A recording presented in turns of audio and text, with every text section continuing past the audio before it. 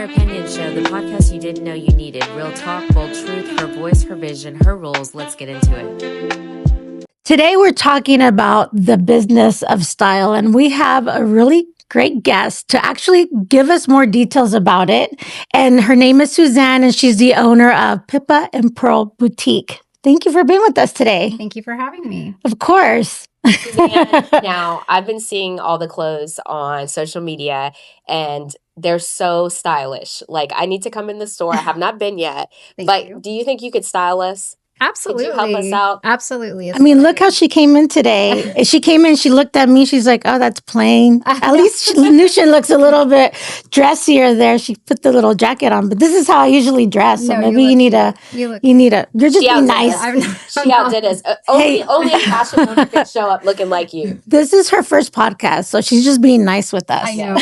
It's my first podcast. Well, this is the best podcast to start. Yes. Thank you. So tell us a little bit how you got started. Yeah, I started with a toddler on my hip and a pregnant belly at like 6 months. I was a mom, a stay-at-home mom, and I was miserable. I just needed a creative outlet. I was happy being a mom, but I really needed something else. I've always been a creative growing up. I was always into art, the art club.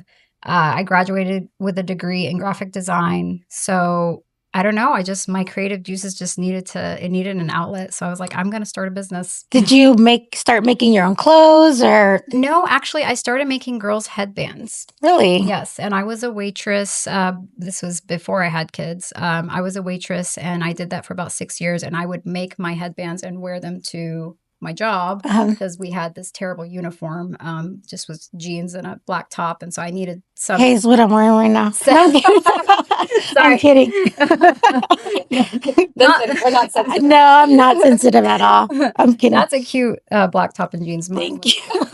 Mine was covered in food. Yeah. But I just needed something to look cute, and headbands was the only thing I could really be creative with. So that reminds me of that show. I can't remember where it was the chain, and they had to wear the buttons on their uniform. I think Jennifer Aniston was in that movie. But anyways, it was like the only thing they could use to show style was buttons all over. But so you said something that resonated with me when you talked about I was a mom and I was miserable, because a lot of people think that that's like the best time of your life to be a mom, but it's different for everybody. It's not that we're really miserable, but it's that we feel like we are not able to fulfill like the creativity, everything, or purpose of being a mom. Absolutely. And I was that way as well. Like, I have to be doing something else. I'm not that stay-at-home kind of mom. Right. So in that time, do you feel like you were even more creative during that? Yeah, I feel like after you become a mom, your hours are so limited in the day and you really start to realize the value of time. And so you learn to utilize that time much better than when you have just unlimited hours. As a teenager in your 20s, when you're like, I'm bored, you really learn to utilize that time wisely. And then you have 3 girls. I do. So you have to juggle all of that and then try to spend time with each one of them. And I felt the same way also. I'm a mom of 3 boys, and I felt like, yes, just I can resonate with both of you, that I felt kind of like that mom guilt that you should be there because your mom was like, my mom was a stay-at-home mom and would look at me, and my mom's Mexican. So the Latina, I'm pretty sure in your culture kind of gives you that little mom guilt that you're going out there and you going back to work and doing things like that. So I'm pretty sure you kind of felt that way. I mean, you were pregnant with a baby and starting your business. Yes. Till this day, I have mom guilt. I heard someone ask an entrepreneur one time, how do you balance it all? How do you balance being an entrepreneur and how do you balance being a mom? And she said, I don't. And that's the very truth. We don't. We have to choose one or the other. We try to balance, but at the end of the day, if you're working hard, you're going to miss out on something for your kids. If you're watching your kids, you're going to miss out on something important for your business. I just try my best to balance both, and that's all you really can do. So now I'm doing a podcast, and after I leave here, I'm going to volunteer for my kids' drama club. So, hey, that's the way that you do it. Yes. Do you feel like being a business owner now has given you more free time or less free time? It definitely has not given me more free time. But like I said, it really just helps you learn how to utilize your time and use those hours the best you can. So tell us a little bit about the inspiration of the name for your boutique. Pippa and Pearl. Well, two of my daughters are born in June, and so their birthstones are pearls. Okay. And to go a little bit further back, when I first started my first business, I was making the headbands, and that shifted off into making fascinators, which are the really cool hats you wear to like weddings and bridal showers that Kate Middleton wears. And they're very popular over in the UK. And her sister's name was Pippa. Okay. So we toyed with Pippa and Rose, Pippa, but then I had my daughters who were pearls. So I was like, Pippa and Pearl has such a cute ring to it. Oh, yeah. It does, definitely. Yeah. I like that. So tell me a little bit more about whenever you started. Like, it was a self-starter. Did you have the funds? I know it's a little bit deeper, but I feel like if you're a mom, trying to make it, there's probably one income coming in. So as moms, a lot of times that stops us, Right. from starting a business because, well, how am I going to get the funding is, Right. I saved, my first business I started before I was a mom, and I was single, living with a roommate and working 3 jobs. I was a hustler. I knew I wanted to start my side business. And so I started out with $200.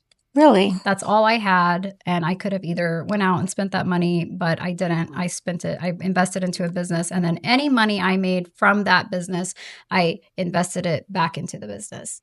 And I think that's probably the best advice I can give entrepreneurs. And you're going to realize this anyway if you start a business, that you constantly have to reinvest whatever money you're making into your business for the first few years. Well, that's what a lot of people say, that a lot of those business owners, they skipped the partying. They skipped everything that their friends were doing because they had a vision. They had a goal. What was that vision, that goal that you had? Is it what you have now? Well, I think I was, when I had a corporate job, which I was miserable at. I was a waitress, I was babysitting, and I was dog walking.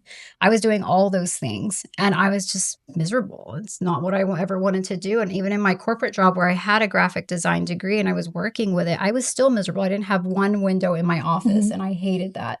So I was like, well, I'm either going to do something now to create, some passive income, or I'm going to be doing this forever. Yeah. Yeah. So I think I was motivated. Well, are you where you want to be now, or did it take a long time? Like when you started, were you automatically in a store, or what was the process? No. I never anticipated to have a physical location, to be honest. I thought this was going to be an e-commerce thing. It started out as e-commerce. This way I could be a stay-at-home mom with my kids and, still be there for them and raise them. But Houston. Yes. Houston came through, and I started to grow such a large local following that they lifted me up, and they were trying to come to my house to pick up purchases. So my husband was like, you're going to have to get a physical location because this is not working. They can't come to your house. Yeah, Houston and social media will go crazy. Yes. That's the thing. I think that once Houston gets like a hang of like knowing of something, and then the right people turn it out there, turn it loose. Yeah. So from there, you got the store, and then was this the original store, or have you moved since then? No. So I had the opportunity to be in the Galleria as a pop-up store. And again, I wasn't anticipating being a physical location, but when the opportunity came up, I said, you know what, this is a good stepping stone for me. It's not fully investing into an entire store. And so I was a part of 10 local women-owned businesses, and it was a great stepping stone for sure. So let's talk a little bit about your style, because I love what you're wearing. Thank you. Is it yours? No. It is actually. Yes. The top and I'm sure. We sell shoes here and there, but not these. Yeah. I got these separately. But I'm currently feeling the monochromatic look. I feel like it just elevates everything when you stick to one color. I do always tell people, you don't have to be so matchy-match with everything. You can mix styles and textures.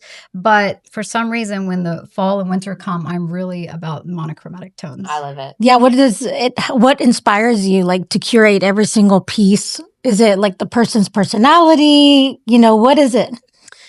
I grew up So I'm half Middle Eastern. My dad is Palestinian. My mom is a Southern white woman from Arkansas. Oh, really? So I That's sort enough. of, I know. it's crazy, but I think I love both aspects of my cultures. I really think I took the Middle Eastern extravagance, the gold tones Oh, and yeah. the bling and the, the bright colors. And then I took my mom's Southern Belle and pretty romantic florals. And I just embraced both of them. And I think that's my inspiration for my pieces. So when women come into the store and do you have like a stylist, or do you help style them? It's honestly one of my favorite things to do is to get to work with my customers one-on-one. And I don't think a lot of customers know who I am, but I don't think they realize how happy I am when they're in there, because I'm usually doing the back end stuff. I have employees that run the store, but when I do have the opportunity to style somebody, I'm so excited. Like, I'm asking them, girl, where are you going? Like, what's your occasion? I'm going to be walking around. My deal is trying to find those comfortable shoes. Yes. And trying to match it with whatever I'm wearing. We're taking Jen. I know. Hey, that'll be a video. You thought you were laughing No, about what I was how to wearing make now. that video. Yeah.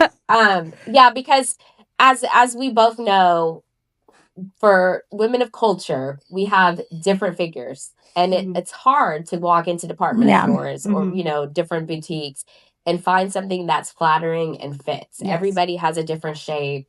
We can't all fit into Fashion Nova. And we're not built with that butt. Yeah.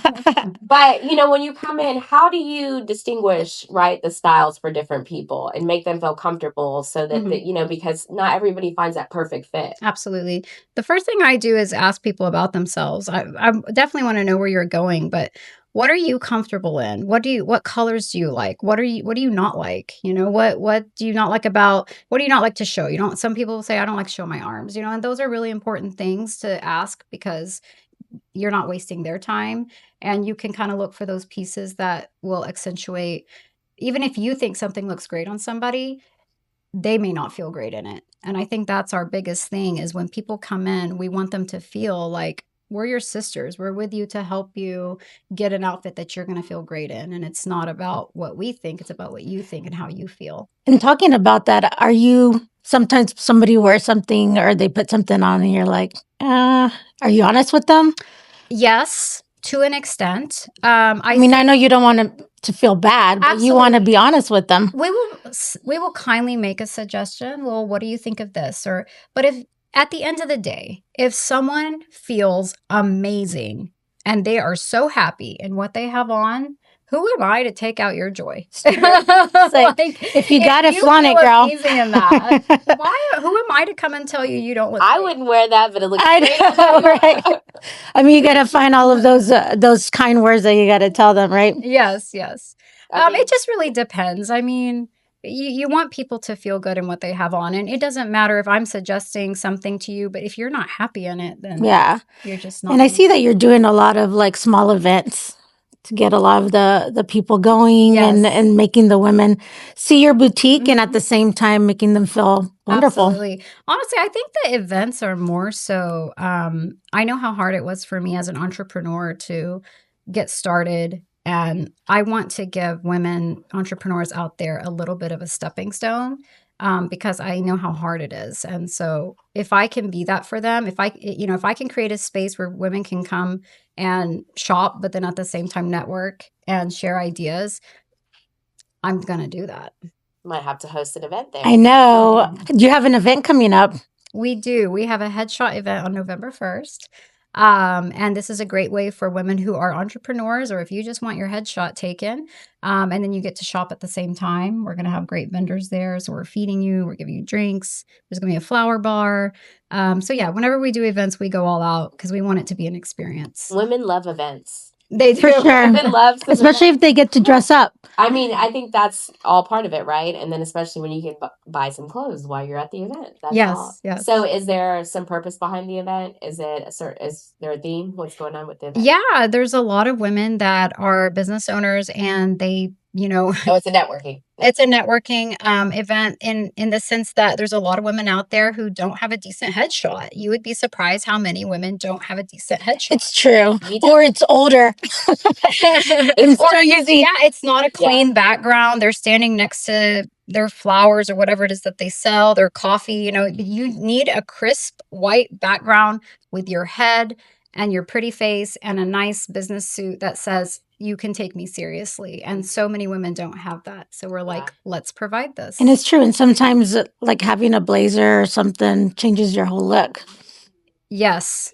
Do you have a lot of? Well, yeah. I mean, your clothes are going to speak for you. When you walk into a room, you're not going to start talking off the bat. Your outfit is going to do the talking.